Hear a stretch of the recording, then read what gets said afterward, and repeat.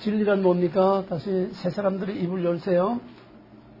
진리란 하나님이 내 안에 하나님이 하나님 내 안에 하나님 된다는 건 어떻게 되는 거예요? 말씀과 조건으로 우리 안에 실제하시고 통치하시고. 묵은당 말고 해딱들이 좀 얘기해봐.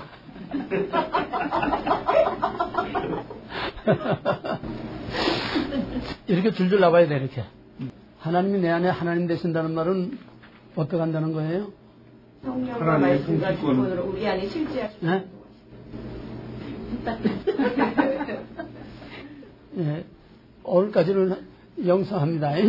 다음 시간부터 대답 딱딱 하세요. 나는 세 사람한테만 물어볼 거니까, 묵은당들은 다 배운 거니까. 이걸 부담스러워 하면 안 됩니다. 끝까지 이걸 이기고 남아야죠. 예? 진리가 내 안에서 진리가 되는 거는 바로 하나님이 내 안에서 하나님이 되는다는 얘기예요. 하나님 내 안에 하나님 된다는 건 뭐냐? 하나님의 주권적인 통치가 내 언행심사 내 삶을 주관하고 명령하고 간섭하고 다스리고 또 내가 하나님이 원하는 대로 성령과 말씀이 내게 원하는 대로 내가 그걸 받아들이고 순종하는 것이 내게 진리가 된다는 거예요. 진리가 두 가지는 아닙니다. 그러나 진리가 객관화된 진리, 나하고 동떨어진 진리는 그거는 그 자체로서는 하자가 없는 완벽한 진리지만은 그건 내게는 진리가 아니에요. 무슨 말이냐? 나와는 상관없단 말이에요. 예수님께서 무덤사에 지나갈 때에 귀신 들린 자들이 거기서 나와서 예수님들로 지극히 높으신 하나님의 아들이요. 진리입니다. You are. 당신은 지극히 높으신 하나님의 아들입니다. 진리예요. 진리를 말했습니다. 그러나 그 사람들에게는 객관화된 진리지 자기하고는 아무 상관이 없는 일. 당신과 나와 무슨 상관이 있나이까. 당신은 하나님의 아들이면 압니다. 나하고는 상관없어요. 이게 오늘의 교회의 실상이에요. 먼저 이해가 돼요? 예수 하나님 찬양 막 하고 뭐 성경 뭐 맨날 들어도 나하고는 상관이 없는 하나님 난 성령 난 말씀 난 돌아서면 그냥 자기 스타일대로 자기 원하는 대로 자기 형편 따라서 사는 거지. 하나님이 나를 귀찮게 그러고 귀찮아도 내가 하나님이 원하는 대로 내가 하기 싫은 것도 해야 되고 하고 싶은 것도 하지 말아야 되고 내가 하나님의 간섭을 받는 것이 하나님이 내게 진리가 된다는 얘기예요. 그래서 바로 믿는 게 어려운 겁니다. 교회 다니는 건 어렵지 않아요. 그건 종교인입니다. 종교든 분위기를 즐기는 종교인이지 크리스천이 아니에요. 크리스천은 하나님이 내 안에서 내 삶을 컨트롤하고 또 내가 하나님의 컨트롤을 말씀과 성령의 컨트롤을 내가 바꿔서 하기 싫어도 하나님이 원하면 해야 되고 하고 싶어도 하나님이 원하면 하지 말아야 되고 이런 싸움이 있어야 돼 내 안에서. 하나님과의 싸움이 없는 신앙은 그건 다 죽은 신앙이요. 그건 종교진이요. 절간에 가서 목탁 치는 거나 다를 게 하나도 없어요. 이게 깨져야 되는 거예요. 이게 뒤바뀌어야 돼요. 여기서 변화가 일어나야 돼. 진리가 내게 진리가 되느냐, 하나님이 내게 하나님이 되느냐, 말씀이 진짜 내게 말씀이 되느냐, 성령이 내게 진짜 참 성령이 되느냐, 이거는 실질적인 삶에 우리가 언행, 심사, 우리의 피부로, 우리의 삶으로, 우리의 감정으로, 우리의 모든 것으로 직접 도전받고, 도전하고, 서로 부딪히고, 갈등하고, 싸우고, 이런 갈등과 싸움이 없고, 씨름이 없으면은, 그거는 죽은 신앙이야. 영적으로 죽은 신앙이야. 그게 바울이 말한 대로 살았다는 이름이 있으나 실상 죽은 계시록 3장에서 말한 사대교회. 살았다는 이름만 있고 실상은 죽은 것은 진리가 내 안에 없다는 얘기예요. 내 안에 하나님이 없다는 거예요. 내 안에 말씀과 성령이 없다는 거예요. 그냥 귀로만 듣고 그냥 분위기만 즐기고 그냥 지나가는 거예요. 이것이 애식하는 신앙이요. 의식 종교요. 그냥 그저 예배라고 하는 의식에만 참석했다 가면은 그냥 예수 믿는 줄 착각하고 있는 하나님은 쓰레기통이 아닙니다. 그런 쓰레기들 다 걷어가는 데가 아니에요. 하나님은 철저한 분리수거입니다. 철저한 분리수거예요. 남은 자들만, 엘리트들만 추려가는 거지. 주여 한다고 다 천국에 가는 게 아니에요. 천국 그렇게 넓을 필요가 없어요. 왜? 엘리트들만 추려서 뽑아가기 때문에 천국은 그렇게 아무나 쉽게 그래서 선든다고 다 가는 데가 아닙니다. 우리는 천국 가기 위해서 사는 건 아닙니다. 우리는 이미 구원받은 줄 믿고 천국에서 어떤 포지션에서 어떤 대접을 받고 어떤 대우를 받을 것이냐. 우리의 보상을 위해서 엘리트가 되기 위해서 구원도 부끄러운 구원이 있고 당당한 구원이 있고 영광스러운 구원이 있고 자랑스러운 구원이 있고 정말 영광의 면류관을 쓰는 생명의 면류관을 쓰는 그런 구원도 있고 겨우 문턱에 간신히 들어가서 변속한 청소를 하는 지옥기나 겨우 면한 부끄러운 구원도 있고 우리는 그런 구원 받기 위해서 하는 건 아닙니다. 우리는 주님 옆에 영광의 보좌에 12보좌 위에 그 옆에 우리가 가서 그 앞에 앉기 위해서 이런 특별한 훈련을 하는 거고 또 그러기 위해서 우리가 그런 훈련과 능력을 받아야만 그런 남은 자로 끝까지 이길 수가 있습니다.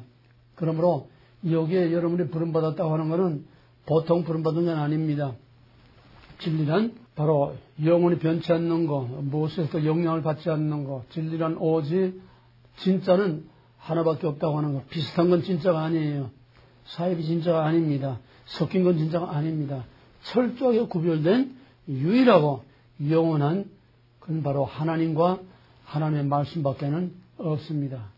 그래서 그 진리를 바로 알고 바로 만나고 그 진리를 내 안에 가지고 산다는 것이 그렇게 쉬운 일이 아닙니다.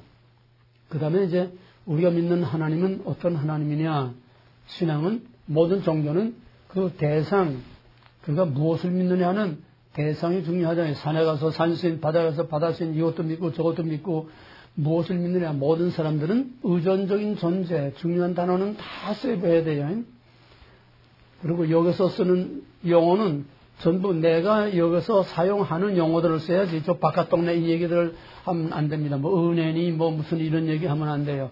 여기서 쓰는 전문 용어들만 써야 됩니다. 그러니까 그걸 세이브해 둬야 그게 나오지 내 안에 세이브해 두지 않으면은 저 바깥 동네 상식적인 그런 얘기들을 나오게 돼요. 종교는 무엇을 믿느냐 하는 것이 중요합니다. 그래서 종교는 각양각색 별의별 종교가 다 있습니다. 우리는 무엇을 믿느냐? 하나님을 믿는다. 뭐 어떤 사람 예수 믿는다. 성부, 성자, 삼위일체 하나님을 말하는 겁니다. 예수 믿는 것도 하나님 믿는 거고 하나님 믿는 것도 예수 믿는 거고 다 그건 삼위일체를 말하는 거기 때문에 우리가 하나님 믿는다고 할 때는 삼위일체를 믿는 것입니다. 우리가 믿는 하나님은 삼위일체 하나님을 믿습니다. 꽃같은 모세오경, 꽃같은 성경에서 나왔지만은 이슬람교와 유대교는 삼위일체 하나님을 믿지 않습니다. 유일하신 하나님, 유일신 종교예요. 유일신 종교. 오늘 그거 다시 하겠지만은 우리가 믿는 하나님도 유일하신 하나님, 유대교나 이슬람도 유일하신 하나님 믿습니다. 꽃같은 유일인데 뭐가 다르냐? 우리가 믿는 유일하신 하나님은 삼위일체로서 유일하신 하나님이에요. 유대교나 이슬람교는 삼위일체, 삼위가 없어요. 그냥 absolutely 철저하게 그냥 하나뿐입니다. only one이에요. 그 차이입니다. 오늘 거기에 대한 구체적으로 이제 하겠어요. 그래서 성부, 성자, 성령 삼위일체 하나님을 믿는 것이 우리 개혁교의 개신교의 신앙이다. 왜 삼위일체가 필요하냐? 그 전에 삼위일체란 동일본질의 세. 삼위일체란 동일본질의 세. 삼위일체란 동일본질의 세. 입 벌려서 하세요. 삼위일체란 동일본질의 세. 예, 입 벌리는 건 아직 마음이 안 열린 증거예요. 삼위일체란 동일본질의 세. 예.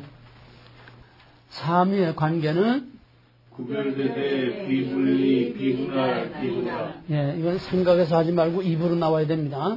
입으로 자꾸 몇십 번 하면은 입으로 저절로 나와요.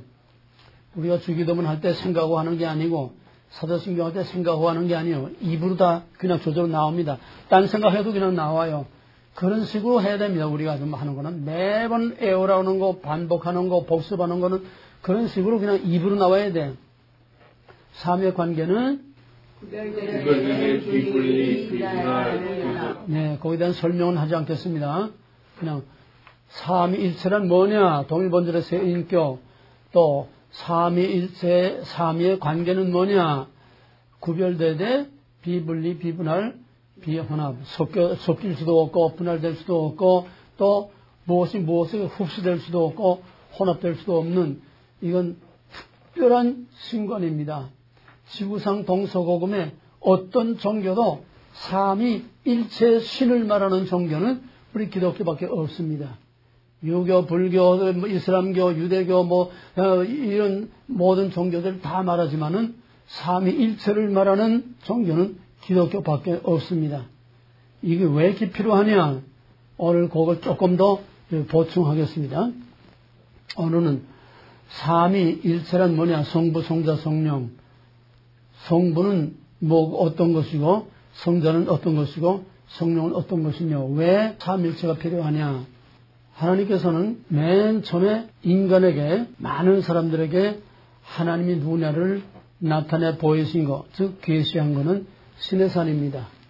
그전에는 아담에게, 아브라함에게, 모세에게 이렇게 개별적으로 나타났지만은 큰 민족 앞에 공개적으로 나는 이다 이렇게 자신을 공개적으로 공개하고 계시한 것은 시내산에 강림하신 하나님이 가장 처음이라고 할 수 있습니다.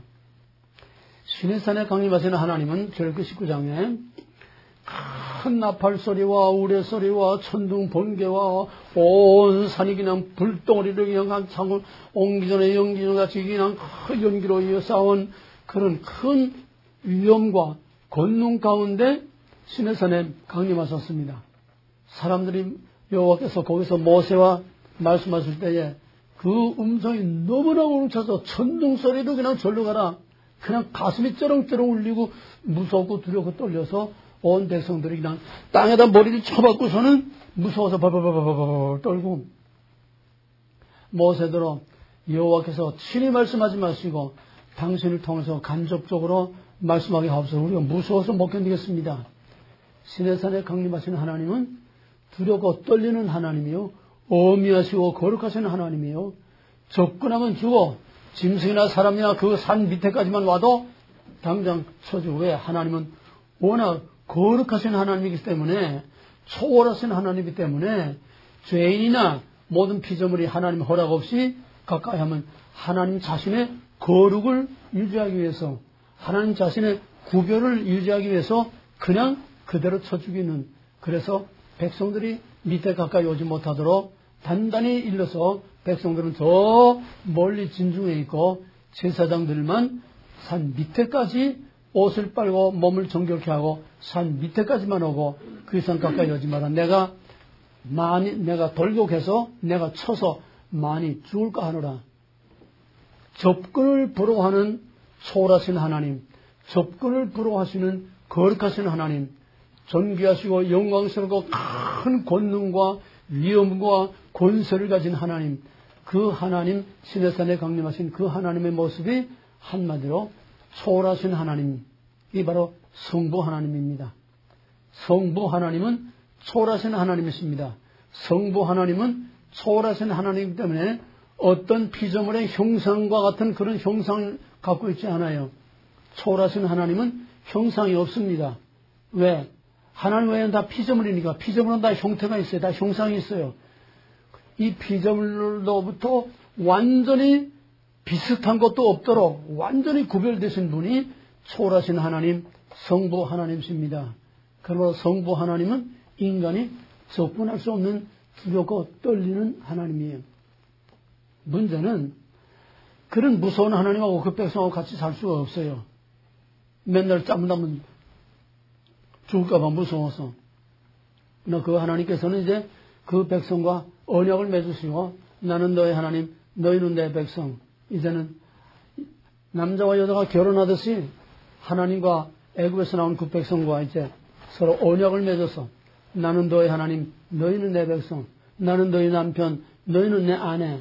너희라는 건 이스라엘 공동체를 말하는 겁니다. 공동체와 언약을 맺으세요.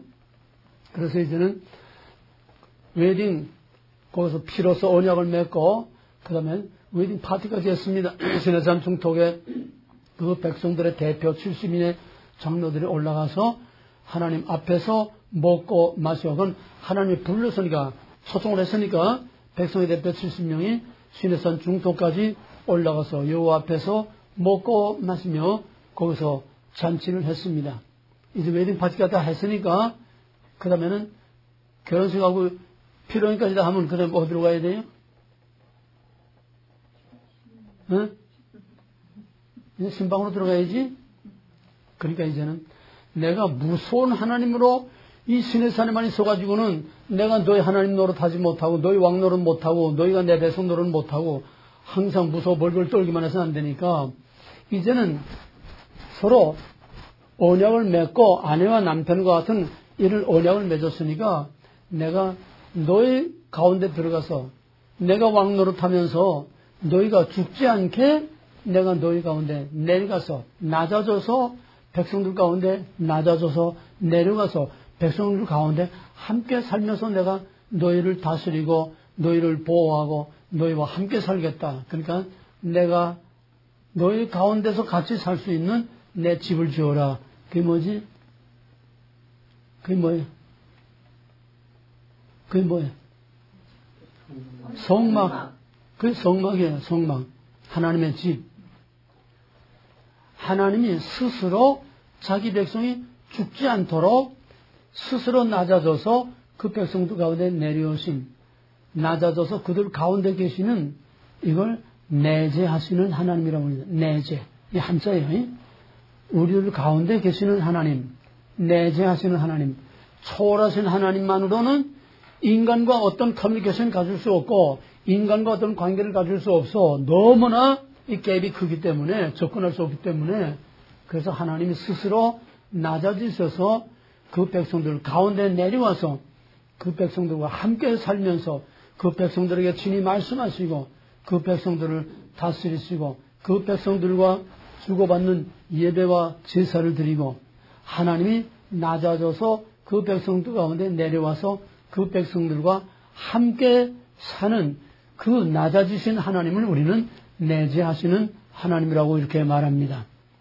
바로 시내산에 강림하신 하나님은 초월하신 하나님, 그 초월하신 하나님은 성부 하나님을 나타내는 것이고 그 다음에 백성들 가운데 그 천막에 내려와서 낮아져서 백성들과 함께 사는 그 낮아지신 하나님, 백성들 가운데 함께 사시는 내재하시는 하나님을 우리는 성자 예수로 보는 겁니다. 또 성자 예수는 항상 우리와 같이 사는 게 아니고 예수는 어디 왔어요? 예수는 어디 계셨어요? 예수님이 어디에 있어서 실제로? 예수님이 어디에 사셨어요? 팔레스타인에 살지 않았어요. 그러니까 거기에 사는 옆에 있는 사람밖에 못 봐. 그잖아요. 우리는 예수님이 있는지 없는지도 몰라. 그러니까 언제 어디에나 우리와 같이 하실 수 있는 성령을 우리에게 보내주신 겁니다. 그래서 시내산에서 그 성막으로 내려오신 하나님은 내재하시는 하나님이라고 하는데 이 내재하시는 하나님이 우리 가운데 찾아오실 장차 말씀이 육신이 되어 우리 가운데 찾아오실 성자 예수 그리스도와 또 그 후에 모든 사람들과 함께 있도록 우리 가운데 오시는 성령 하나님을 미리 내다보게 하는 그림자입니다. 그래서 그들 가운데 하나님이 함께 계시다는 증거가 뭐냐? 그 텐트가 하나님이 거기 계시다는 증거예요. 그래서 증거막이라고 이렇게 말합니다. 증거궤, 증거막, 증거판, 돌판, 언약궤, 그 텐트, 그거는 하나님이 그 백성들 가운데 거기 와 계시다는 거예요. 상징입니다. 이해가 되었어요? 그렇다고 해서 하나님이 하늘 보좌를 비워두고 내려온 게 아니에요. 하나님은 시간과 공간의 구애를 받지 않습니다. 이건 어디까지나 장차 오실 예수 그리스도와 장차 오실 성령을 가시적으로 미리 보여주는 그림자요 상징입니다. 그래서 시내산에 어떤 문제가 있을 때마다 항상 텐트와 지성소와 언약궤와 돌판과 그거는 전부 하나님이 거기에 계시다는 증거예요. 그보다 먼저 우리가 아직 배우지는 않았지만은 맨 처음 볼 수 없는 하나님을 볼 수 있게 나타내 보여주신 게 뭐냐 하면은 바로 창세기 2장에 있는 동산 가운데 있는 나무. 그 나무는 볼 수 없는 하나님이 거기 계시다는 상징이고 증거입니다. 오늘 그거는 깊이 버리지 않겠어요. 나중에 이제 할 거니까. 마찬가지로 볼 수 없는 하나님, 가까이 할 수 없는 하나님, 함께 있을 수 없는 하나님이 스스로 낮아져서 그 백성들 가운데 함께 살 수 있도록 내려오신 하나님, 낮아지신 하나님, 소위 내재하시는 하나님, 내재, 초월, 내재, 초월신, 내재신, 그 용어를 잘 기억하세요.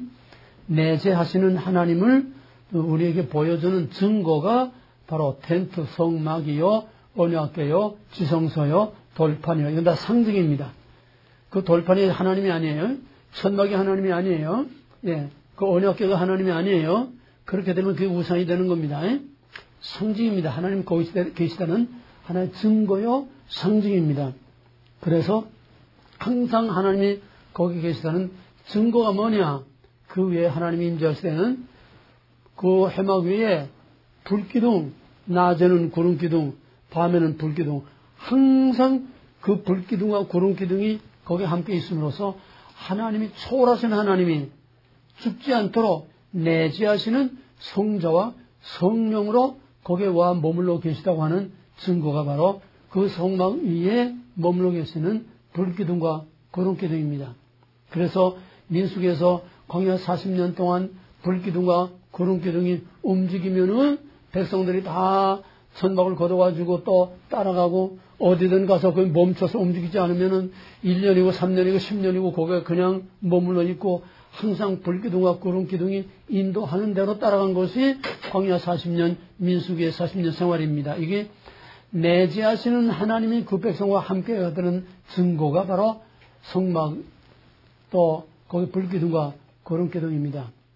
이것이 이제 장차 때가 참에 상징으로 보여줬던 하나님의 임재, 상징으로 나타났던 하나의 상징과 그림자로 가시오로 나타났던 불기둥과 구름기둥과 그 성막이 바로 이제는 상징이 아니고 그림자가 아니라 이제는 진짜 하나님이 오신 거예요. 그래서 시내산에 내려오신 하나님, 해막과 성막과 불기둥과 구름기둥으로 내려오신 하나님은 어디까지나 상징입니다.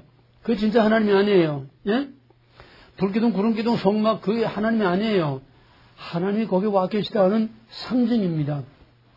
그러나 이제는 상징이 아니라 진짜 하나님이 말씀이 육신되어서 볼 수 없는 하나님이 볼 수 있는 사람의 모양으로 오셨어요. 그게 바로 예수 그리스도이십니다. 그래서 시내산의 성막에 내려오신 하나님, 불기둥과 구름기둥으로 그들 가운데 함께 계신 내재하시는 하나님은 바로 초월하신 하나님은 가까이 할 수 없기 때문에 장차 오실 성자와 성령을 미리 내다보게 하는 거다. 바로 여기서 삼위일체라는 게 필요합니다. 왜? 초월하신 하나님만 계시면은 감히 접근을 할 수가 없어요. 유대교의 하나님은 제사만 드렸지 하나님과 커뮤니케이션, 하나님과 함께 동거하고 사는 이런 하나님과의 릴레이션십이 없어요. 관계가 없어요. 유대교는. 열심히 그저 율법을 지키고 그저 제사만 지내면 되는 거지 하나님과의 인격적인 관계가 없어. 왜? 감히 접근을 불허하는 하나님하고 어떻게 인격적인 관계를 가집니까? 같은 모세오경에서 나온 이슬람의 알라라는 건, 그건 알라, 야훼 다 같은 뿌리에서 나온 건데, 그 알라라는 이름, 뜻은 뭐냐 하면은, 무서워 떨떨떨떨떨 떤다는 얘기예요. 알라시는 무서워서 벌벌벌벌 떤다는 뜻이에요. 왜? 그들은 초월신만 있고, 유대교나 이슬람교는 초월신만 있고, 그들 가운데 내려오신, 낮아지신 내재신이 없어요. 왜? 삼일체를 믿지 않고 삼일체를 인정하지 않으니까 두려워 떨리는 하나님만 있을 뿐이에요. 여기서 오는 문제가 뭐냐? 초월하시는 하나님만 계시면 물론 하나님의 능력이 제한이 되는 건 아닙니다. 하나님의 능력은 뭐든지 다 할 수 있지만은 초월하시는 하나님만으로서는 우리가 구원받을 수가 없어. 즉 죄인이 가까우면 죽어. 접근을 불허하는 하나님이시죠. 그러므로 초월하신 하나님만으로는 우리가 구원받을 길이 없어. 무슨 말이냐? 우리가 하나님께 가까이 나갈 수가 없다는 거예요. 여기서 문제가 오는 겁니다. 여기서 초월신만 있는 유일신 종교인 이슬람교와 유대교는 초월신, 유일하신 하나님만 있기 때문에 인간이 하나님께 접근할 수가 없어. 하나님과의 어떤 릴레이션십을 가질 수가 없어. 기껏해봐야 제사 지내는 것밖에 없어. 그럼 어떻게 해야 되느냐? 하나님이 그 백성들에게 찾아와서 함께 살지 못하니까 그들이 자기의 행위에 선을 쌓고 행위에 공로를 쌓아서 하나님께 벽돌장 쌓았듯이 사다리 놓고 올라가듯이 하나님께 올라가야 돼. 하나님 내려오지 않으니까. 무슨 말이야? 쉽게 말하면은 지난번에도 말했지만은 어떤 사람이 등산객이 깊은 계곡에 빠졌어. 올라올 수 없어. 어떻게 해야 그 사람이 살 수 있죠? 암만 소리 질러도 올라와. 그거 이렇게 올라와. 암만 떠들어봐야 안 돼. 이게 율법주의입니다. 이렇게 해라 저렇게 해라. 그래가지고는 이렇게 해라 저렇게 하는 율법만 가지고는 거기서 기어 올라와서 하나님 손에까지 올라올 수가 없어. 율법 가지고는 안 돼. 그럼 어떻게 해야 돼? 레스큐 구조대가 헬리콥터 줄을 타고 그 깊은 계곡에 거기까지 내려가서 그 사람을 끌어안고 올라와야 그 사람을 구원할 수 있습니다. 그게 뭐냐? 내재신. 우리 가운데 내려오시는 하나님이 내려와서 우리를 이끌고 올라가야 우리가 구원받는 거지. 인간의 힘으로, 인간의 공로로, 인간의 어떤 수고와 노력과 지식과 연구와 인간의 어떤 수단 가지고 결대로 그 사망의 깊은 골짜기에서 스스로 기어 올라올 수가 없어. 인간의 행위로는 하나님 앞에까지 기어 올라와서 구원받고 살 길이 없어요. 인간의 힘으로는 절대로 구원받을 수 없고 하나님께 가까이 나갈 수 없습니다. 오직 하나님께서 내려와서 내재신 내려와서 우리를 끌어올려고 건져주셔야 우리가 구원을 받. 그래서 삼위일체 종교가 아니고는 절대로 구원이 없다는 거예요. 이제 이해가 됐어요? 기독교만이 구원이 있다는 말이 여기서 나오는 겁니다. 그래서 기독교는 독선적인 종교일 수밖에 없어요. dogmatic theology, 이 조직신학, 교회와 기독교 우리 개신교의 이 교리를 dogmatic theology라고 하는데 이 dogmatic이라는 말은 또 다른 말로 하면은 독선적인 거 아니에요? 타협과 용납을 다른 걸 용납하지 않은 absolutely 오직 삼위일체 하나님이 믿음으로서만 내재하시는 하나님이 내려와서 우리를 건져주시고 끌고 올라가야 우리가 구원받을 수 있는 거지. 죄인이 하나님 앞에 갈 수도 없고 우리가 율법을 따라서 이렇게 행하라 저렇게 하라 율법에 하라는 대로 행위 가지고 우리가 구원받을 수 없다는 얘기예요. 이게 제일 중요한 겁니다. 왜 삼일체가 필요하냐? 삼위일체 즉 우리 가운데 낮아지시고 내려와서 우리를 건져줄 내재신이 없는 그 종교는 절대로 구원의 길이 없다는 거예요. 이거 확실히 이해가 돼야 됩니다. 왜 우리가 기독교를 믿어야 되느냐? 우리가 왜 삼일체 하나님을 믿어야 되느냐? 그냥 막연하게 해도 추상적으로 하나님 그냥 그따위 하나님은 유대교 하나님이나 알라신 하나님이나 다를 게 하나도 없어요. 확실한 삼위일체를 알고 믿어야 우리가 확실히 구원받을 수 있는 겁니다. 그 삼일체란 뭐냐? 초월하신 하나님, 어미하시고 전능하시는 하나님, 성부 하나님과 또 적군을 불허하는 그런 하나님이 친히 사람이 되어서 사람의 모양으로 우리 가운데 내려와서 우리를 끌어올려서 건져주시는 바로 성자, 성령, 삼일체에서 초월하신 하나님은 성부 하나님, 내재하시는 하나님은 뭡니까? 성자와 성령입니다. 성자와 성령. 근데 성자 예수는 내려와서 십자가에서 우리를 구속하시고 다 이루었다. 그러면 끝바이 씨하게 나고 올라갔어요. 그리고 우리 가운데는 어떤 하나님이 계십니까?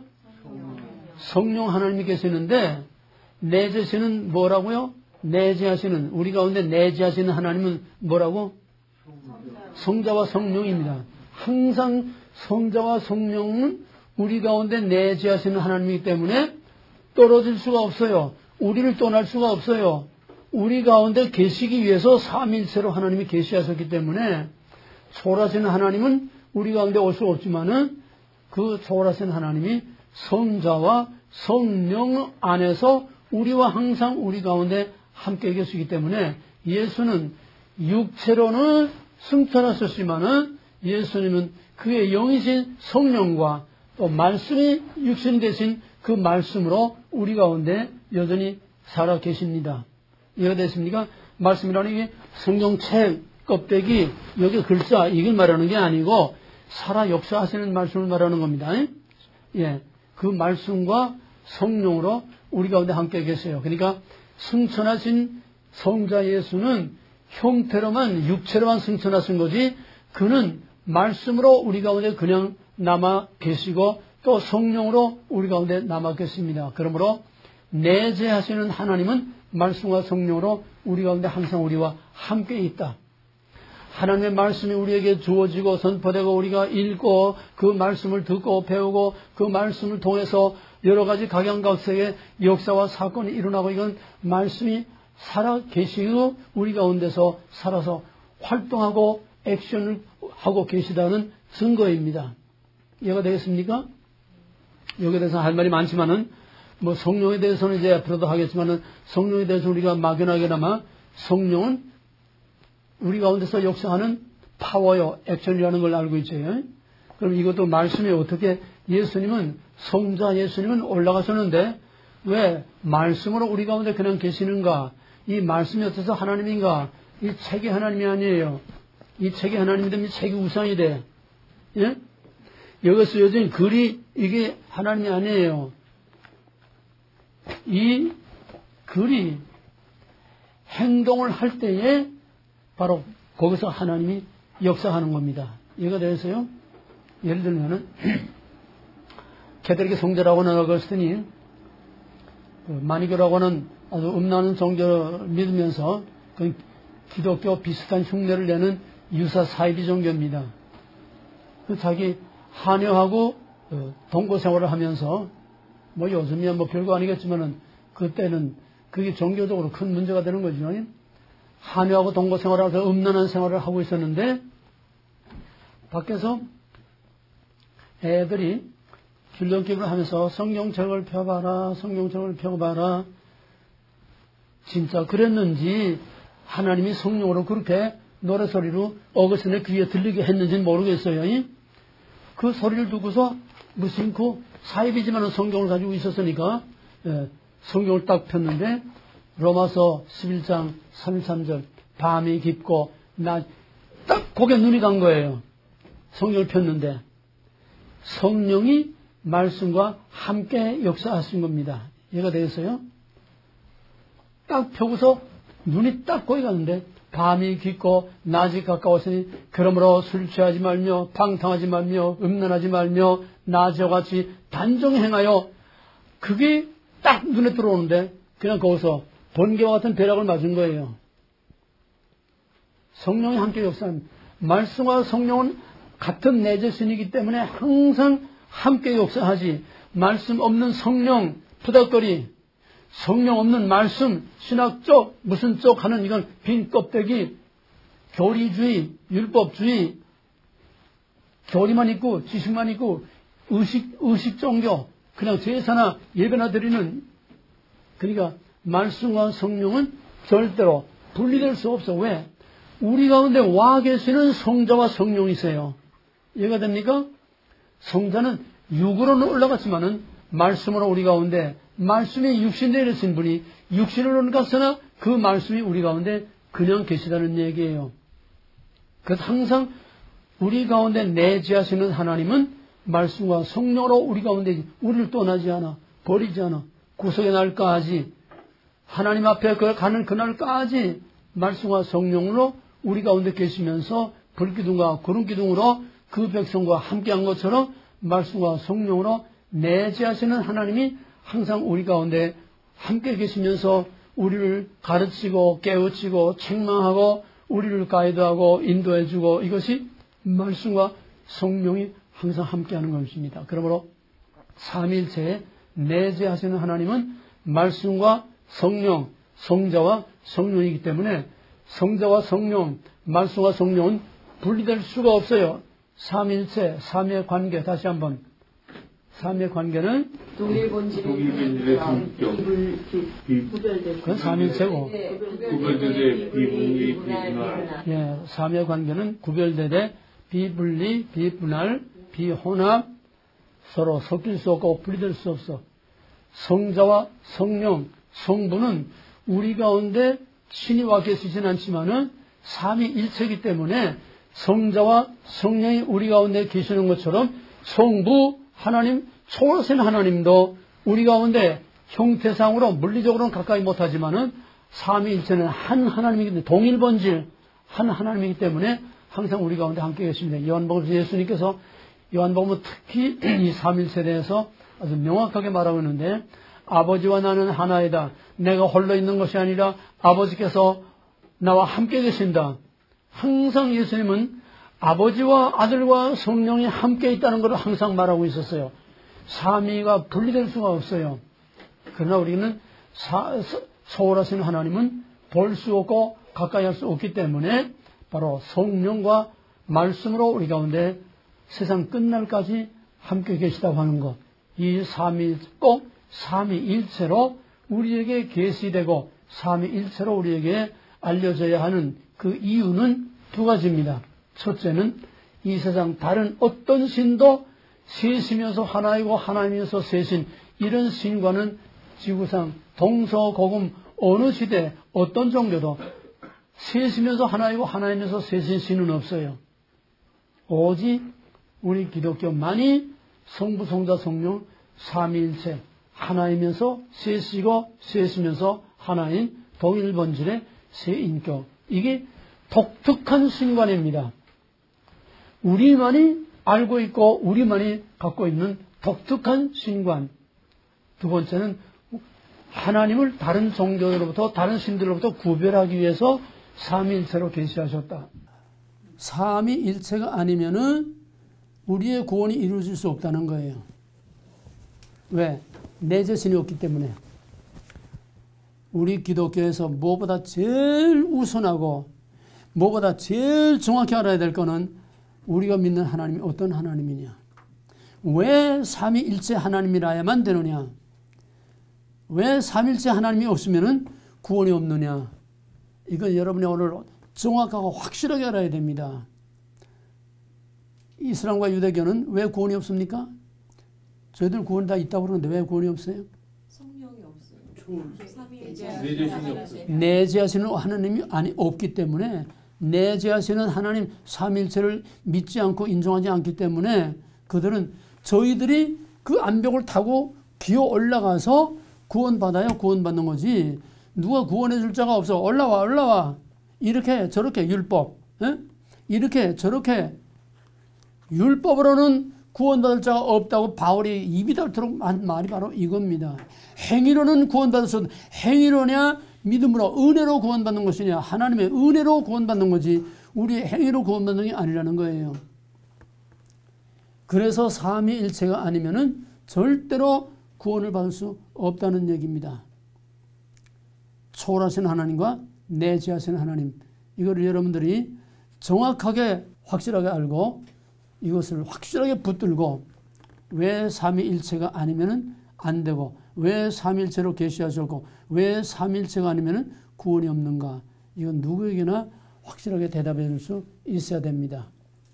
네, 오늘은 그것만 할 수 없기 때문에 얘기하자면 뭐 끝도 없이 많지만은 그 다음에 우리 카이로사 크로노스 교재 나간 거 있죠. 고대 헬라인들은 시간을 세 가지로 생각을 했습니다. 시간을 세 가지로 생각을 했어요. 아이언이 뭐냐면은 영원한 시간이에요.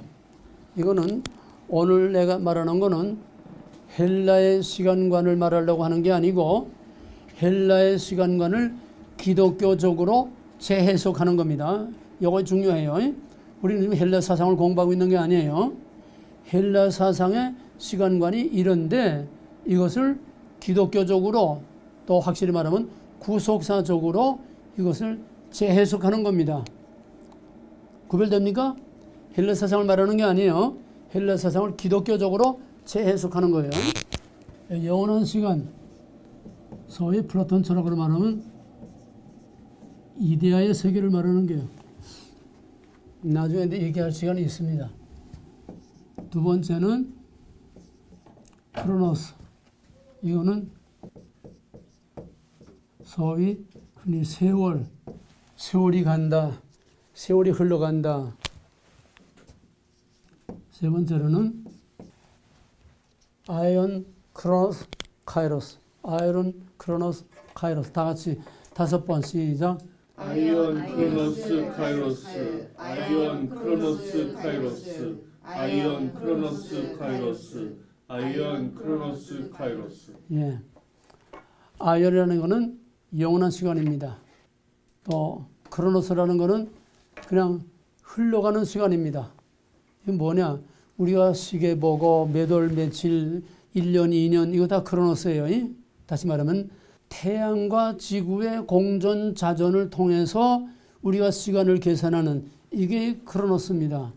이거를 확대하게 되면은 세상에 시간이 흘러가는 거예요. 세월이 흘러가는 거예요. 이거는 개인의 의견과 상관없이 알든 모르든 사람은 생로병사 나면은 늙어가고 죽어가고 전부 다 흘러가는 거예요. 그러니까 온 세상은 다 크로노스라고 하는 시간 속에 흘러갑니다. 역사도 크로노스라고 하는 시간 속에 흘러갑니다. 한 개인의 인생도 크로노스라고 하는 시간 속에 그냥 흘러갑니다. 이 흘러가는 시간, 흘러가는 세월, 이런 모든 역사, 이런 흘러가는 시간을 크로노스라고 합니다. 이건 굉장히 스케일이 큰 거죠. 말하자면 양자강이나 아마존 같은 거는 뭐 강이 하나가 아니에요. 수백 갈래가 이렇게 갈라져 있는데 이 큰 강이 흘러가는 그 안에는 그 강이 흘러간다고는 세월 속에는 인간 개인의 희노애락, 한 나라의 흥망성쇠, 전 세계 역사가 그 속에 다 있기 때문에 그 크로노스라고 하는 그 안에는 별의별 게 없는 것 없이 다 그 속에 같이 흘러갑니다. 그게 크로노스예요. 흘러가는 세월, 자의와 타의와 상관없이 그냥 그건 흘러가는 거예요. 누가 태양을 멈추고 누가 지구의 자전과 공전을 멈출 수가 있습니까? 원하든 원치 않든 알든 모르든 지구는 돌아가는 거예요. 세월은 흘러가는 거예요. 시간은 흘러가는 거예요. 이게 크로노스입니다. 따라서 그 크로노스라고 하는 대야같이 흐르는 큰 역사와 이 세상 흐름 속에는 별의별 게 다 있어요. 개인의 생사화복과 나라의 흥망성쇠와 오만 것이 다 들어있습니다. 이게 크로노스입니다. 근데 카이로스란 뭐냐? 카이로스란 영어적으로 먼저 결정적인 기회 포착, 결정적인 기회 포착, 그렇게만 이해를 하세요. 결정적인 기회 포착. 에베소 5장 15절을 보게 되면 세월을 아끼라, 때가 악하니라. 에베소 5장 16절. 하나님 뜻이 무엇인가 분별하도록 하라. 그리고 때를 아끼라, 세월을 아끼라, 때가 악하니라. 세월을 아끼라, 때가 악하니라. 세월을 아끼라는 말은 기회를 포착하라는 말이에요. 세월을 아끼라, 그건 기회를 포착하라는 거예요. 흘러가는 그 시간과 세월에서 내 찬스를 놓치지 말고 기회를 포착하라는 거예요. 그게 카이로스입니다. 그러면은 저 오레곤의 콜롬비아 강에 그 때가 되면은 준치가 올라오는 때가 있다 그래. 준치가 올라오는 때면 여기서들 그냥 다 원종을 갑니다. 거기 준치 잡으러. 그건 준치가 한참 올라올 때는요, 그냥 강이 새까마더래. 새까만데 한참 준치가 올라온 데는 강이 새까마대. 그럼 거기 가서 구경만 하면 뭐해? 콜롬비아 강은 크로노스입니다. 콜롬비아 강은 크로노스야. 누가 봐주든 안 봐주든 알든 모르든 그 안에는 뭐 준치만 있는 게 아니라 별의별 물고기, 별의별 뭐가 다 있고 그냥 다 그냥 흘러가는 거예요. 그냥 흘러가는 거예요. 세월아 내월아 그냥 흘러가는 거예요. 그러나 그런 준치대로 올라올 때 거기 가서 낚시를 던지면은 크로노스라고 하는 흘러가는 세월에서 낚시를 던지면은 거기서 무슨 사건이 일어납니다. 준치를 낚아 올리든지 또 구물을 이렇게 낚아 올리든지. 저 알래스카에 가보니까 알래스카의 그 바다에서 강으로 들어오는 바다와 강의 그 경계예요. 바다와 강이 만나는데 거기서 이제 세이먼들을 잡는데 거기 가보니까 구물이 이 공간만 해요. 구물이. 계단한 나무 채다가. 세이먼들이 막 그냥 때려 올라와. 그러면 가서 그 구물로 이렇게 대고 있으면 세이먼들이 그 안에 들어가면 휘 건지면 그냥 뭐 5마리, 10마리, 뭐 몇십 마리씩 그냥 나와요. 그거 놔두면 나와 무슨 상관이 있나니까. 세이먼이 때려 올라가든 준치가 때려 올라가든 그 강물이 흐르든 바다로 들어가든 나온 아무 상관없어. 그러나 흘러가는 강물에 구물을 집어던지든지 낚시를 집어던지든지 적극적으로 내가 개입을 해서 거기서 사건을 만들어내는 기회를 포착하는 이게 카이로스라고 하는 겁니다. 이제 아이온, 크로노스, 카이로스 개념을 이해했습니까? 모든 사람들은 크로노스라고 하는 세월과 크로노스라고 하는 이 세상의 흐름 속에 그냥 다 흘러가는 거예요. 흘러 어디로 가? 바다로 가요. 그 바다는 무슨 바다? 죽음의 바다예요. 그냥 다 들어가는 겁니다. 그러나 그 흘러가는 그 강에 인위적으로 능동적이고 적극적으로 개입을 해서 강에다가 뚝을 맞고 거기다가 터빈을 돌리면 엄청난 전기라고 하는 에너지가 나와서 세상을 밝게 하고 수많은 공장과 기계를 움직이고 엄청난 사건을 만들어냅니다. 흘러가는 강, 이 동양 사람들은 특히 동양화 또 이 동양의 그런 풍경을 뭐냐 하면은 우리나라에서는 어디에 산이나 강가에 경치 좋은 데는 꼭 산 경치 좋은 데는 절간이 있고 강가에 경치 좋은 데는 영락없이 뭐가 있어? 정좌가 있어. 정좌. 강남에 보면 압구정동이라는 게 압구정동. 압구정동이라는 그 신숙주에 정조가 있던 자리야. 그 이름이야. 압구정.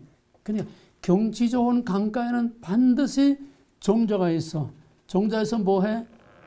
거기서 가야금 검은 거 뜯으면서 술잔을 기울이면서 태산이 높다 뭐 시를 읊고 자연을 즐기는 거예요.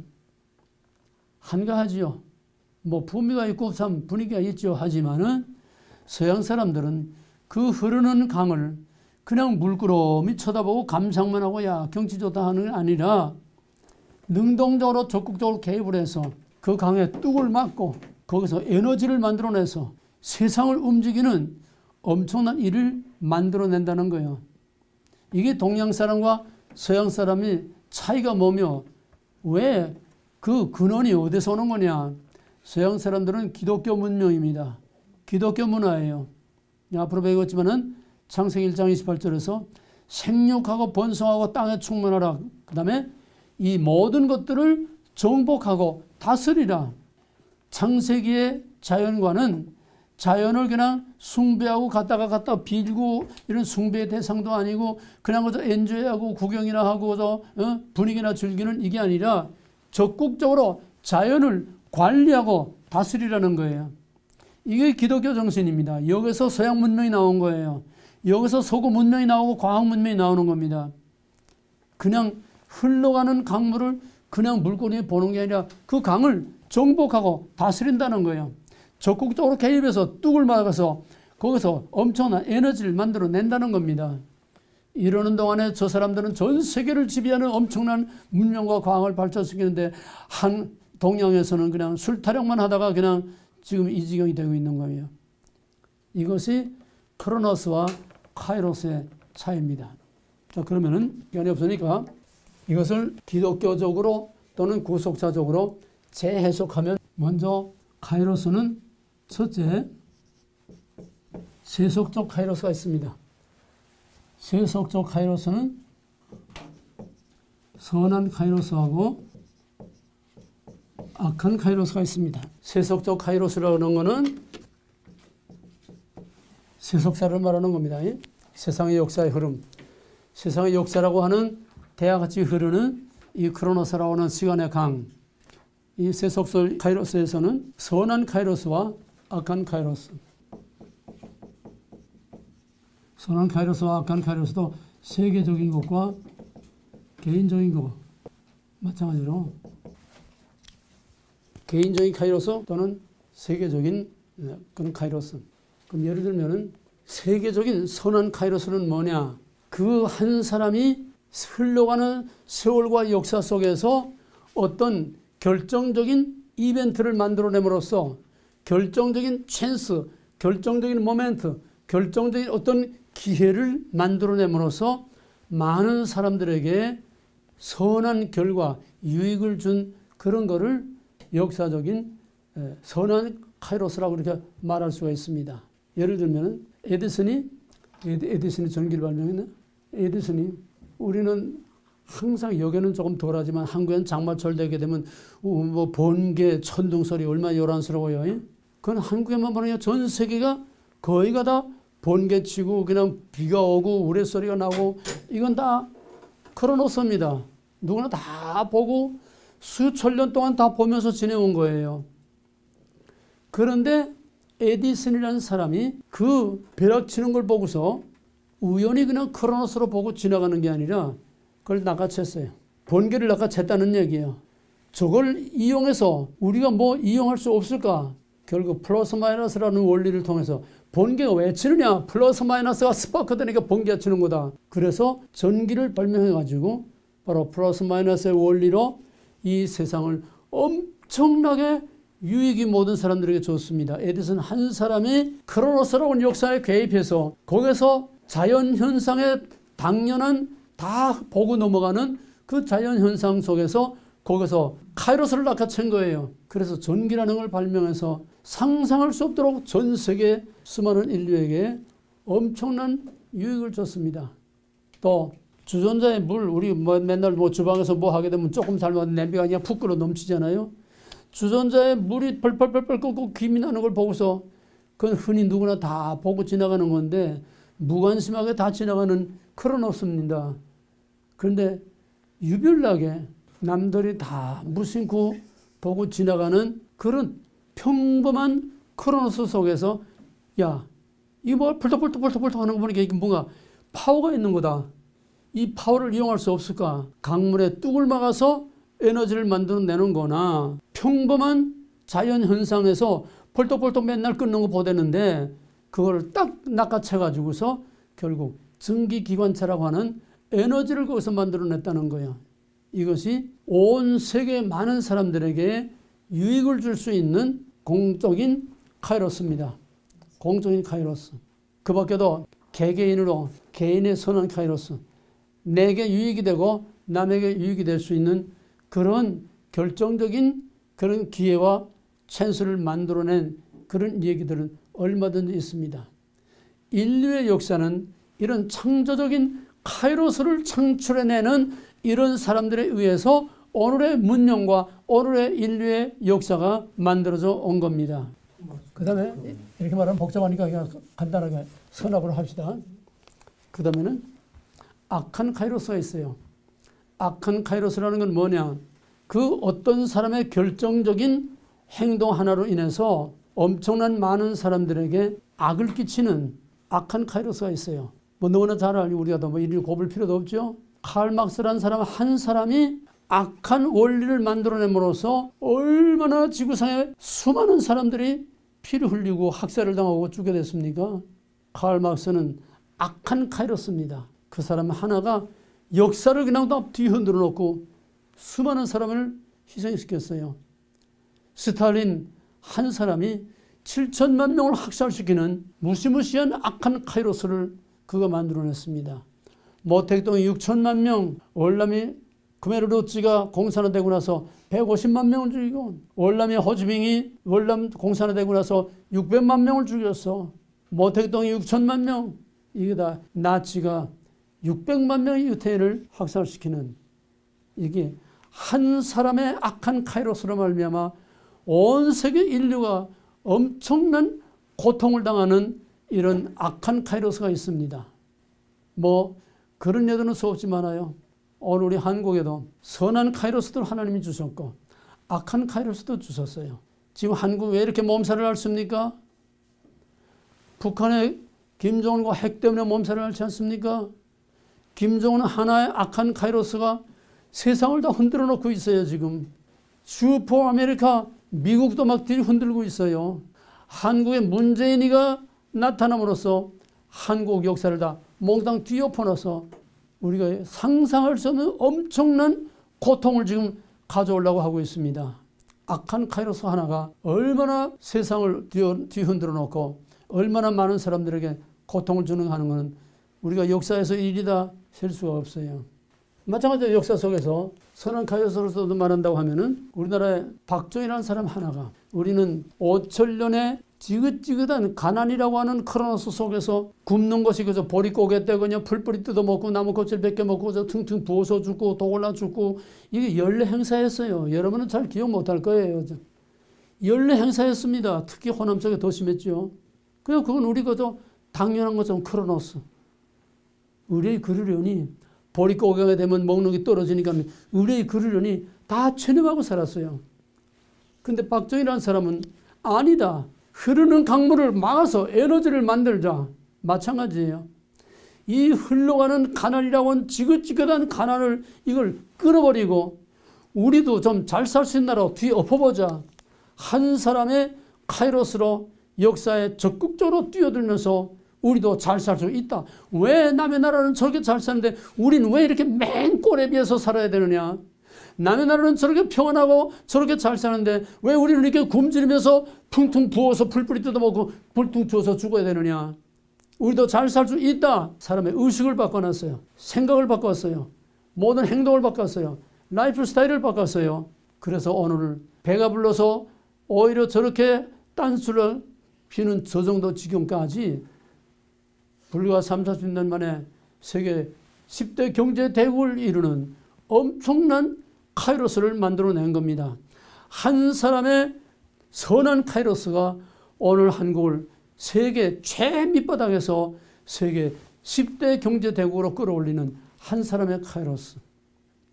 그렇게 만들어 놓은 거를 한 사람의 카이로스가 다 뒤엎어서 북한처럼 이제 다 같이 굶어 죽게 만드는 공산화 하려고 지금 저렇게 혈안이 되고 있어요. 정치 얘기하자는 게 아니에요. 한 사람의 카이로스가 어떤 역할을 끼치느냐. 교회에 한 사람 잘못 들어오면 그 교회가 풍지박산 납니다. 교회 목사 하나 잘못 들어오면 그 교회 평안하고 잘 가던 교회가 풍지박산 납니다. 이 바닥에서도 남쪽 북쪽에서 큰 교회들 후임 목사 와서 교회 깨지고 교회 분란이 일으키지 않은 교회가 거의 없어요. 후임 목사가 와서 그냥 교회가 깨지고 들러오고 뒤엎어지고. 한 사람이 잘못 들어오면 세상이 이렇게 바뀌고, 한 집안에 며느리 하나 잘못 들어오면 그 집안 풍지박산이 나요. 그런데 한 집안에 며느리 하나 잘 들어오면 그 집안이 세상이 바뀌어. 아프리카 선교 갔던 청년이 있는데 선교 갔다 오면서 새까만 사람 하나 데리고 와서 자기 아내래. 나 여자하고 결혼할 거래. 요즘만 같아도 그래도 한국이 많이 국제화됐으니까 조금 낫지만은 뭐 몇십 년 전에 3, 40년 전에 그때 더더구나 시골에서 있을 수 없는 일이에요. 예? 그것도 뭐 러시아 정도나 돼도 모르는데 뭐 집안이 온 동네가 난리가 났죠. 근데 이 청년은 선교사로 나가서 거기서 선교사 같은 동력을 하던 선교사하고 결혼해서 왔는데 뭐 부끄러움이 모여서 하나님 앞에. 근데 이 까만 여자가 완전 영어권이니까 나가서 영어 강사로 나가서 돈을 벌어 들여오는데 시골에서 밥도 제대로 못 먹고 가난하던 이 집안이 이 까만 여자 때문에 살판이 났어. 예? 돈을 얼마나 잘 벌어오는지. 그 다음부터는 그 시어머니가 처음에 그렇게 멸시하고 그냥 나가서도 그냥 얼굴 들고 못대고 그러더니 나가서 동네바닥에 우리 며느리가 얼마나 예쁜지 모르겠다고 그냥 우리 며느리 돈 잘 벌어오고 얼마나 효도 잘하고 얼마나 집안 살림을 다 뒷바라지 하는지 며느리 하나 들어와서 우리 집은 살판이 났다고 동네바닥에 다니면서 며느리 자랑하고 댕겨요. 가정이나 교회나 어떤 한 사람이 어떤 카이로스를 가지고 들어오느냐에 따라서 이렇게 세상이 달라집니다. 시간이 없으니까 하나님의 카이로스, 다른 말로 말하면 구속사적인 카이로스라는 거예요. 구속사적인 카이로스, 구속사적 관점에서 본 카이로스라는 겁니다. 그럼 영적으로 성경적으로 보게 되면은 이 세상에 흘러가는 크로노스라고 하는 것이 언제 생기냐? 세월이라고 하는 거, 시간이라고 하는 거, 역사라고 하는 거 언제 생겼느냐? 태초에 빛이 있으라. 빛이 있었고 빛을 낮이라 어둠을 밤이라 저녁이 되며 아침 되니 첫째 날이니라. 둘째 날이니라. 셋째 날이니라. 여기서부터 시간이라고 하는 크로노스가 시작됐습니다. 하나님은 아에온, 영원한 시간 속에 계시는 하나님이세요. 영원 전도 끝이 없고 영원 후도 끝이 없고 하나님은 영원이라고 하는 그 시간 속에 삽니다. 헬라 사상에는 하나님이 없어요. 그래서 이건 기독교적으로 재해석하는 겁니다. 기독교적으로 우리가 구속사적으로 재해석할 때에 아이언은 하나님의 영역, 하나님의 시간이다. 영원 전부터 영원까지 계시는 하나님의 시간, 이게 아이언이다. 그러면은 빛이 있으라. 첫째 날, 둘째 날, 셋째 날. 크로노스가 아이언에서 나왔어요. 하나님에게서 나왔습니다. From God. 인간의 역사와 시간은 하나님에게서 나와서 빛이 있으라. 역사를 창조하신 그때부터 크로노스라고 하는 세월, 시간, 역사가 나왔습니다. 하나님이 아무것도 없는 거기에 하나님이 개입하심으로 크로노스라고 하는 이 만물을 창조했고 해와 달과 별과 1년, 2년, 3년 시간과 역사를 만들어냈고 크로노스는 하나님의 아이언에서 나왔습니다. 그 다음에 하나님의 카이오스란 뭐냐? 인간의 역사에 하나님이 개입하실 때에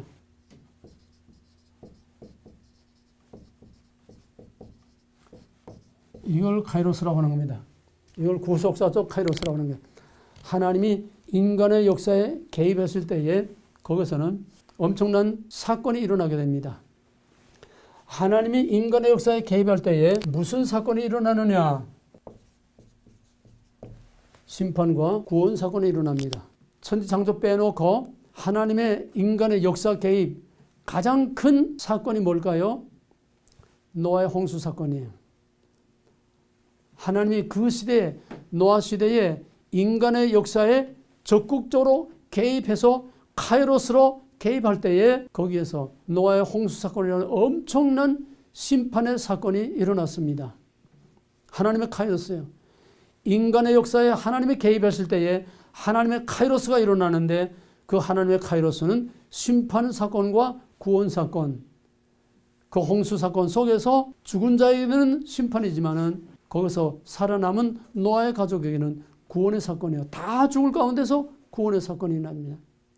또 창세기 18장에서 소돔과 고모라가 망할 때에 19장에서 소돔과 고모라 망할 때에 거기에 세 천사가 아브라함을 찾아오죠.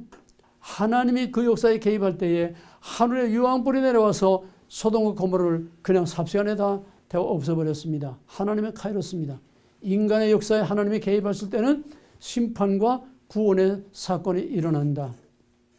애굽에 400년 동안 노예 생활을 하던 그들에게 하나님께서 모세와 함께 그 애굽의 역사에 개입할 때에 거기서 10가지 재앙이라고 하는 엄청난 사건이 일어났고 짐승이나 사람이나 다 처음 거 다 죽어나가는 엄청난 사건이 일어났고 심판의 사건과 함께 거기서 또 약속된 아브라함의 자손들을 이끌어내는 구원의 사건, 심판과 구원의 사건, 출애굽 사건은 하나님의 애굽의 역사에 개입한 거고 하나님의 아브라함의 자손의 역사에 개입한 하나님의 카이로스입니다.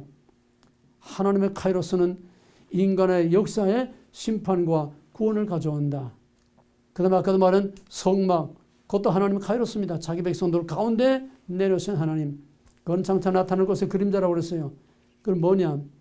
하나님이 역사에 개입하신 사건 중에 가장 큰 사건은 볼 수 없는 하나님이 볼 수 있는 사람이 되어서 우리 가운데 친히 내려오셨다고 하는 예수 그리스도의 성육신, 예수 그리스도의 성육신, 인카네이션. 그거보다 더 큰 하나님의 카이로스는 없습니다.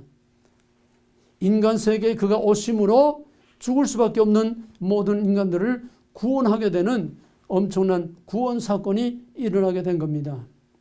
하나님의 역사 개입으로 일어나는 사건은 성경의 역사가 다 하나님의 카이로스로, 구속사란 하나님의 카이로스로 점철되어 있는 거예요.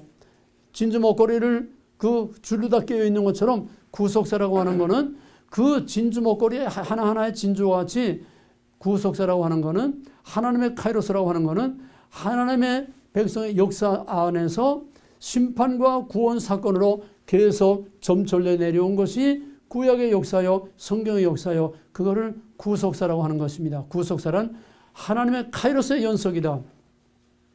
그러면은 마지막 남은 하나님의 큰 카이로스는 뭘까?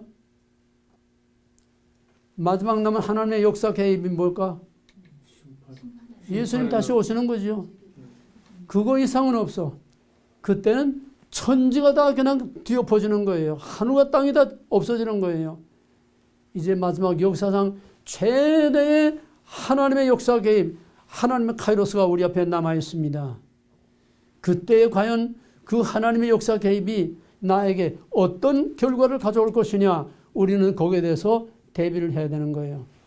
그러면 하나님의 카이로스에서 역사에 개입하는 대신에 개인에게 하나님의 카이로스가 우리 인생, 내가 나서 죽을 때까지 내 인생은 내 개인의 크로노스, 내 개인의 크로노스입니다. 내가 그냥 아무 의식도 없이 그저 사서 먹고 자고 싸고 먹고 자고 싸고 하다가 그냥 늙어서 죽는 거예요. 이게 나의 크로노스야. 개인적인 크로노스야. 이런 평범한 자연인의 생활 속에 하나님이 개별적으로 개인에게 개입하실 때에 하나님의 카이로스가 개인의 삶에 적극적으로 개입할 때는 여기서 심판과 구원의 사건이 일어납니다. 심판이란 뭐냐? 회개의 사건. 그래서 그를 구원하는 사건이 일어나는 거예요. 삭개오는 아주 흡혈귀와 같이 자기 민족의 피를 빨아먹는 흡혈귀와 같은 존재예요. 세금을 예를 들어서 내가 워싱턴주의 세리다 그러면은 이거는 로마 정부에서 허가받은 강도입니다. 허가받은 도둑놈이에요. 그러면 내가 워싱턴주 킹카운티에서 만약 내게 너는 킹카운티에서 100만 달러를 세금을 걷어들여라. 그러면은 내가 킹카운티에서 100만 달러 세금을 걷든지 1000만 달러 세금을 걷든지 그건 내 자유예요. 주 정부에다가 내가 할당된 것만 바치면 나머지 얼마를 걷어먹든지 이거는 합법적으로 보장된 날강도입니다. 그러니까 유대인들이 피를 빨아먹는 흡혈귀와 같은 존재예요. 이런 세리인 삭개오가 예수님이 지나간다는 소리를 듣고 예수가 누군지 말로만 듣다가 한번 어떻게 생겼나 예수나 보자. 그리고 키가 작아서 이제 뽕남 위에 올라갔다가 예수님하고 스파가 일어난 거예요. 예수님이 삭개오 개인의 일상적인 매일 꽃 같은 그 생활 속에 삭개오 개인의 크로노스에 예수님이 적극적으로 개입했어요. 삭개오야 이름을 딱 부를 때에 그때 스파크가 일어난 거예요. 사건이 일어난 겁니다. 삭개오야 내려오라. 내가 오늘 너희 집에 가야 되겠다. 가서 삭개오가 예수의 자기의 평범한 일상생활에 예수님이 개입하니까 거기서 스파크가 일어나고 사건이 일어나서 내가 남의 거 뜯어먹던 거 내가 4배나 내가 갚겠습니다. 오늘 구원이 이 집에 이르렀으니 너도 아브라함의 자손이 된다. 엄청난 구원의 사건이 일어났습니다. 가장 대표적인 게 누굽니까? 바울이죠. 예수를 핍박하고 교회를 잔해하기 크리스찬들을 잡아 죽이기 위해서 살기가 등등해서 다메섹을 향해서 가다가 거기서 평범한 사울의 평범한 바울의 그 생활 속에서 바울의 크로노스에 예수님이 적극적인 카이로스로 개입했어요. 사울아! 카이로스 개입입니다. 그때 당신이 누굽니까? 내가 핍박하는 예수라. 평범한 바울의 일상생활, 바울의 크로노스의 삶 속에 예수님의 카이로스의 도전을 받을 때에 거기서 그가 깨지고 뒤집혀서 예수를 위해서 순교하는 하나님의 위대한 종이 됐습니다. 이 카이로스는 세속적 카이로스나 여기서는 세속적 카이로스는 하나님의 카이로스가 아니기 때문에 내가 능동적으로 주체적으로 내가 역사라 세월의 그 크로노스 속에 내가 뛰어들어가서 어떤 사건을 만들어내는 결정적인 순간, 결정적인 사건이에요. 무슨 소리인지 알겠어요? 세속적 카이로스는 내가 어떤 일에 적극적으로 뛰어들어서 나로 말미암아 나와 또는 다른 사람에게 어떤 전환점을 가져올 수 있는 그런 결정적인 사건을 일으키는 그런 것이 세속적인 카이로스지만은 하나님의 카이로스는 내가 하나님의 역사에 개입하는 것이 아니라 내가 하나님의 역사에 뛰어드는 게 아니라 하나님의 카이로스의 도전을 받을 때에 내가 주여 나를 떠나서서 나는 죄인으로소이다. 하나님의 카이로스 도전을 받을 때에 내가 거기서 아멘하고 하나님의 카이로스의 도전을 받아들이는 거예요. 하나님의 카이로스는 우리가 수동적인 입장에 있습니다. 언제나 받아들이는 입장에 있어요. 우리가 하나님의 그 크로노스의 하나님의 역사 속에 우리가 적극적으로 뛰어 들어갈 수는 없어요. 오직 by God, for God, in God, from God to God. 하나님께서 내게 내 삶을 변화시키기 위해서 바울에게 예수님이 사울아 하고 그의 삶 속에 개입하고 뛰어드는 것처럼 도전한 것처럼 하나님의 카이로스의 도전을 받을 때에 우리는 아멘하고 그 앞에 엎드려서 할렐루야 하고 감사함으로 받아들이고 회개할 때에 여기서 우리에게 엄청난 구속 사건, 구원의 사건이 일어나게 됩니다. 여러분들은 지금 여러분이 적극적으로 여기에 뛰어드는 게 아니라 하나님의 카이로스라고 하는 하나님의 콜링을 받고 하나님의 콜링이라고 하는 하나님의 카이로스의 도전을 받고 거기에 아멘 응답함으로 여기에 나온 것입니다. 아멘. 그게 아닌 거는 이거 못 배워되나요? 신문광고를 보고 왔던 누구의 권면을 받고 나왔던 하나님의 콜링의 카이로스의 도전을 받고 거기에 응답하는 응답으로서 나오지 않고 인간의 생각으로 자기 주체적으로 여기에 뛰어들어가지고는 절대로 끝까지 가지 못합니다. 우리가 보아온 결과예요. 여기는 누구 마음대로 오는 데가 아닙니다. 콜링이라고 하는 카이로스의 적극적인 도전을 받아들일 때에 그것이 나에게 엄청난 사건이 되는 거예요. 예수님께서 마태복음 보면 맨 처음에 회개로 천국에 가까워하느니라 그러고선 갈릴리 바닷가에 와서 Follow me, 날 따르라. 그들이 모든 걸 다 버려두고 예수를 따라서 그래서 그들이 12보좌 12기둥에 앉는 엄청난 영광을 받게 되는 그들의 인생이 그냥 평범한 카이로스, 평범한 어부 생활에서 하나님의 12보좌에 앉는 영광을 누리게 된 이 결정적인 것은 바로 그들에게 예수님이 Follow me, 예수님의 콜링의 도전, 예수님의 카이로스의 개입을 받을 때에 No 하지 않고 Yes 하고 거기에 응답했기 때문에 그들의 인생이 변화되고 바뀌는 역사가 일어난 겁니다. 또 길 가다가 어떤 사람들이 나를 따르라 Follow me 하는데 예 가긴 가겠습니다만은 우리 집사 좀 그래서 좀 밭을 좀 돌보고 오겠습니다. 부모 인사 좀 하고 오겠습니다. 뭐 장사 좀 지내고 오겠습니다. 뒤를 돌아보는 자는 내게 합당치 아니하니라. 예수님의 콜링이라고 하는 카이로스의 도전을 받고도 노hen 그들은 인생의 쓰레기, 이름조차 알지 못하는 쓰레기로 그냥 다 죽음의 바다로 다 흘러들어가고 말았지만은 아멘하고 응답하고 받아들인 하나님의 카이로스를 받아들이고 예수의 카이로스를 받아들인 그들에게는 엄청난 하나님의 구원과 영광을 받게 되는 것입니다.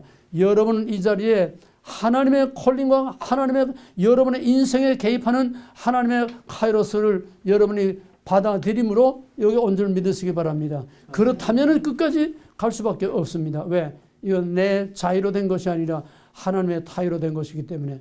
왜? 하나님이 특별히 사랑하시기 때문에 적극적으로 여러분의 인생과 삶에 개입을 했어요. 그래서 이거는 보통 자리가 아닙니다.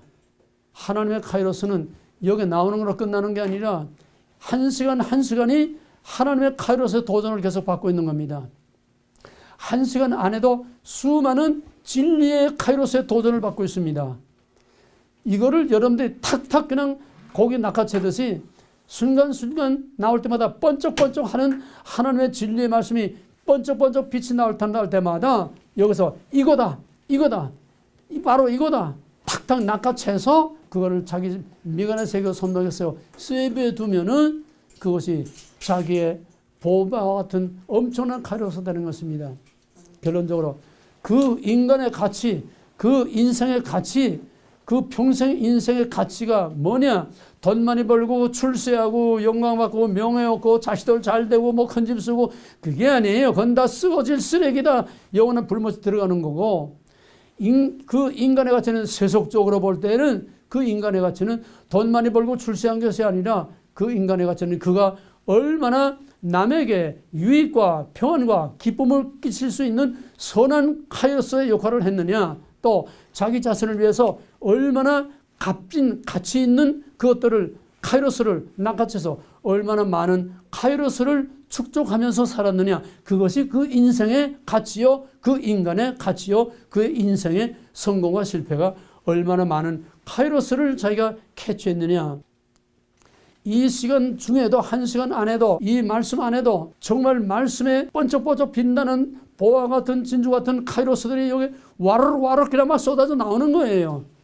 근데 이거를 요거다 저거다 탁탁탁탁 낚고 채서 제 것으로 딱 세이브하지 않으면은 이 아무리 값진 카이로스가 진주알 같은 보석이 여기다 막 그냥 잘잘 쏟아져 나와도 그냥 크론 속에서 시간이라고 하는 크론 속에 다 흘러 지나가고 맙니다.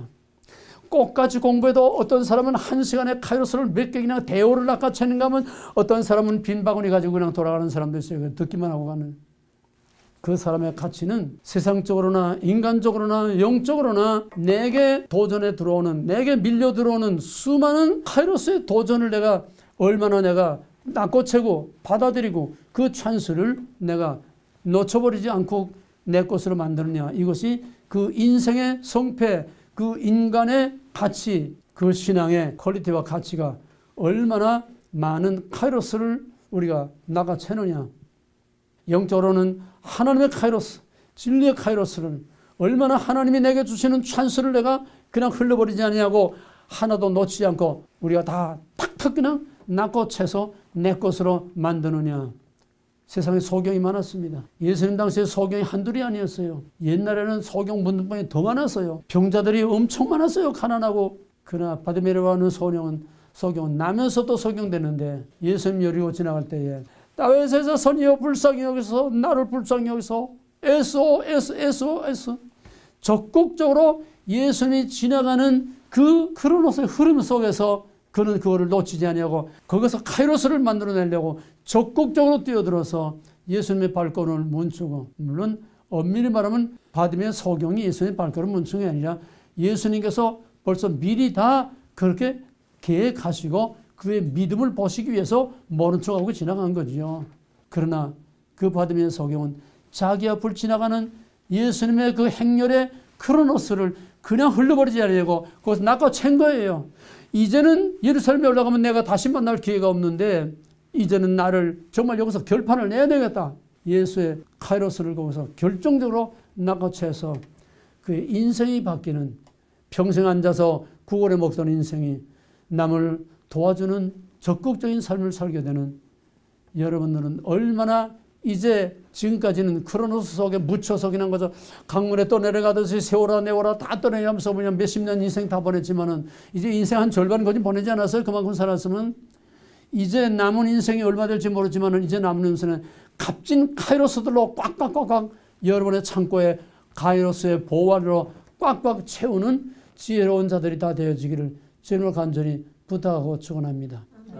카이로스는 세상의 카이로스, 하나님의 카이로스 세고 셌어요. 이 시간뿐만 아니라 카이로스, 우리에게 기회라고 하는 찬스가 얼마나 많은가 하면은, 물론 큰 기회는 일생일대에 한 번, 두 번밖에 안 옵니다.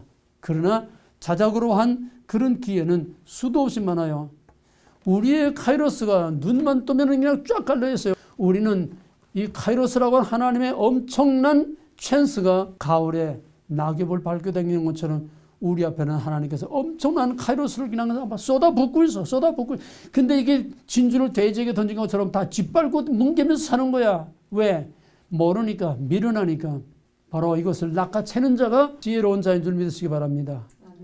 한 푼의 카이로스도 놓치지 말고 이 시간 안에서도 수많은 카이로스가 보석처럼 와르르 쏟아져 내려오는데 그걸 하나도 놓지 않고 탁탁 낚아채서 내 것으로 만들어서 이것이 쌓이고 쌓여서 정말 하나님 보좌 앞에서 12면류관을 쓴 그 보좌 앞에 같이 앉을 수 있는 최고의 엘리트들, 인생 최고의 승리하는 자들이 다 되기를 주님으로 간절히 축원합니다. 오늘 뭐 교제 나눠갈 가만 있어. 뭐 앞에 준비하는 시간이 좀 많이 가서 조금 오버되는데 오늘만 용서하세요. 한마디만 내가 더 할게. 한마디만. 요 결론 내려가야지. 한마디. 1분이면 돼. 개인의 평범한 크로노스에 하나님의 아이온의 하나님의 카이로스가 바울처럼 바디메 소경처럼 또 사케오처럼 하나님의 카이로스가 개인의 평범한 크로노스의 삶에 개입하고 뛰어들 때에는 회개와 구원의 사건이 일어난다. 그건 뭘 의미하느냐? 인간의 평범한 크로노스의 평범한 세월 속에 묻혀서 쓰레기처럼 살던 인생이 하나님의 카이로스가 개입됨으로 하나님의 카이로스를 받아들여서 여기서 스파크가 일어나게 되면은 바로 하나님의 영원한 아이온에 참여하게 되는 거예요. 여기 결론입니다. 뭔 소리인지 알겠어요? 영생이라고 하는 하나님의 영원한 아이온의 세계에 들어간다는 거예요.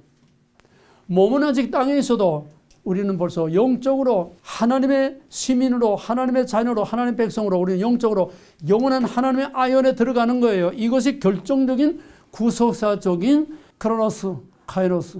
여기 결론이 있는 겁니다. 이 마지막 결론을 잘 이해하시기 바랍니다. 예.